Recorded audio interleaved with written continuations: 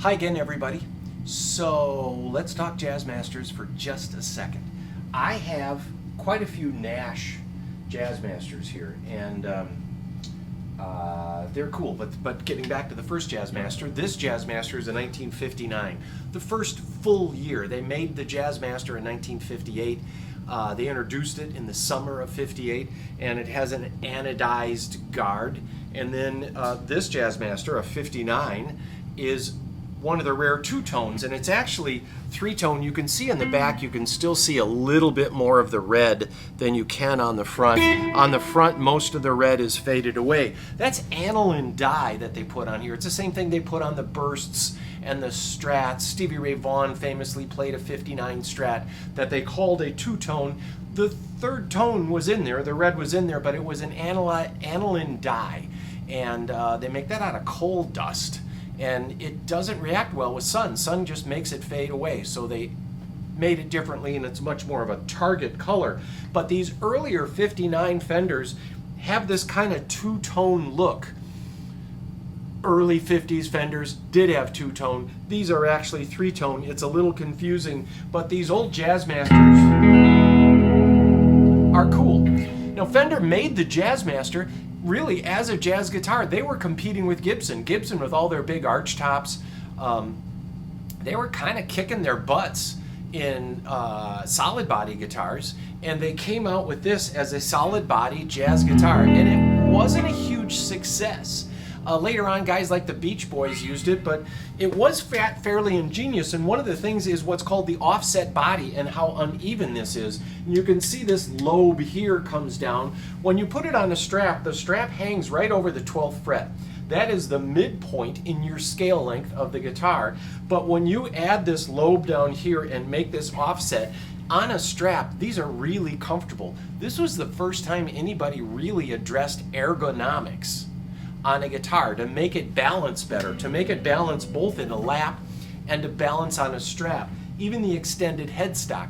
Now, all these Fenders are 25.5-inch scale. That's a slightly longer scale than a Gibson, which means you get this really clean bottom end. And I got reverb on this amp.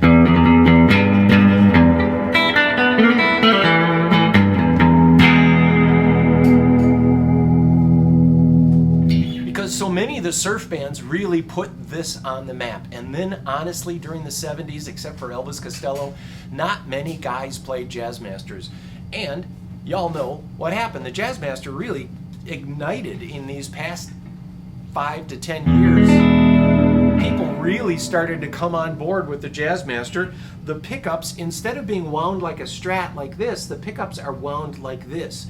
That broader winding gives you that bigger bass. That's kind of part of that Jazzmaster sound. And I got to take off some of this reverb because I'm not a reverb guy.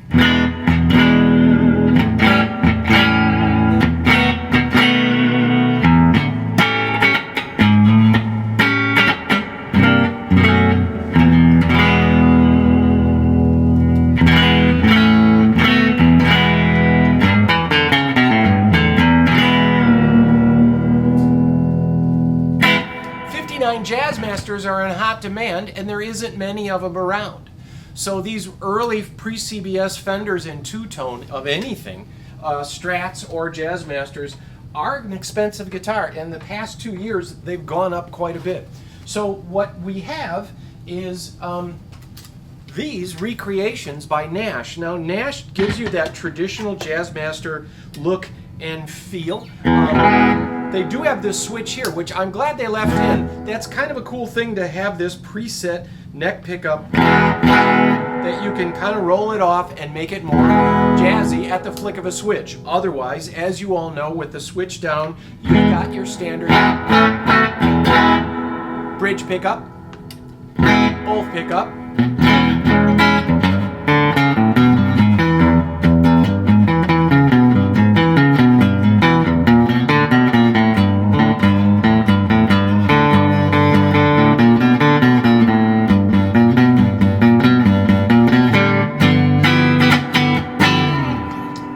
these Nashes, they used to in the old days buy wood. Now they have their own mill room. They cut their own bodies.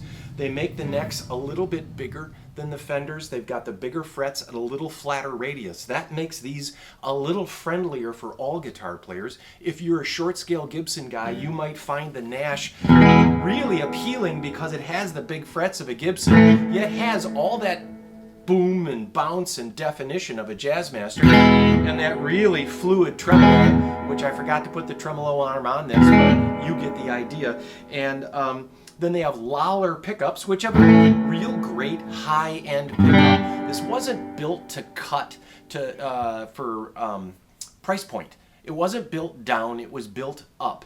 And I would compare a lot of these Nashes to Fender custom shop stuff. And these run in the 2 to 3 range, where the custom shop stuff runs 4 to 5, generally speaking. You